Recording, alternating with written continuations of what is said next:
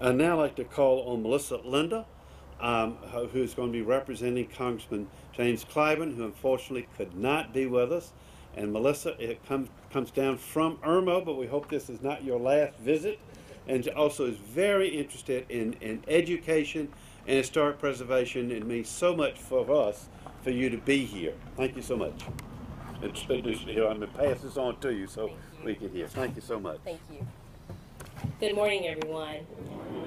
For those of you that are familiar with the International African American Museum, I love Charleston. I spend a lot of time in Charleston, and no matter where I go, if it's here in Columbia, in Columbia or Charleston, or across the world to another continent, I always seem to find something that reminds me of Charleston.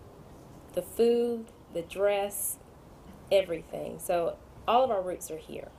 And I want to start by actually giving Congressman Clyburn's regrets for not being able to be here in attendance. He's actually on travel, but he sends his congratulations to you for this wonderful memorial that you have here. He also wanted me to make sure that I congratulate and thank Drayton Hall, its staff, it's the committee, the family members for making this possible.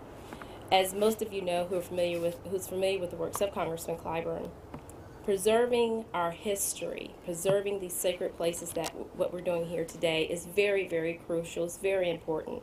Not only important that we preserve these sites, but also that we preserve the story, an accurate, inclusive reflection of what actually occurred in our nation's history and the contributions of those before us and how they have actually made what we have here today, who we are, what we're able to accomplish possible. So with that, I would just like to say thank you for having me, and on behalf of Congressman James E. Clyburn, thank you for everything that you do to make this possible. Thanks.